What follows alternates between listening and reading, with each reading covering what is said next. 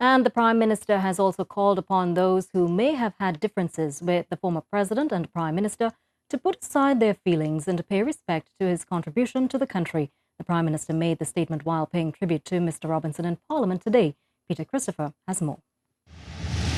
In her tribute to the late former President and Prime Minister Ian R. Robinson, Prime Minister Kamala Persad-Bissessar urged those who may still have bitterness towards Mr. Robinson because of some of his decisions to let go of the past. The Prime Minister, who referenced Mr. Robinson's decision following the 1818 tie in the 2001 general elections, said despite his imperfections, Mr. Robinson had done much for the country.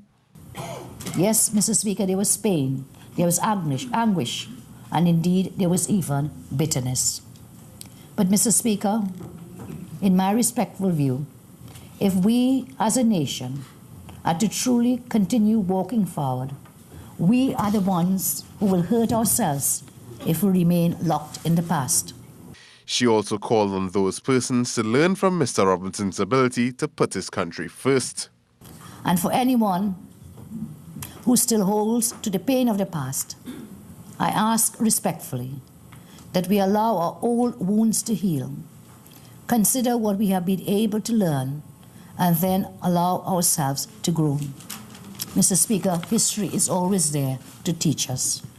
When we realize that our actions today will create the future, it becomes our duty to rise above that which pains us personally and do what is best for our country.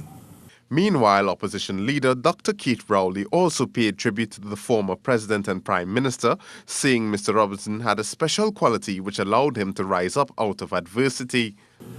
And if his quality is to be observed and acknowledged, it is that he seems to have been strongest when he was down.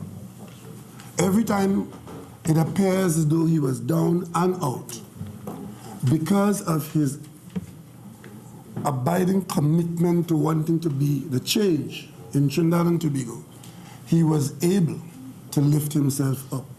The opposition leader said this allowed him to thrive despite the fact he often found himself on his own. He also praised Mr. Robinson's humanitarian spirit, noting his stance on the Rwanda genocide in 1994. Dr. Rowley said while the rest of the world turned their backs on that crisis, one man who didn't was Arthur Napoleon Raymond Robinson. Peter Christopher, CNews.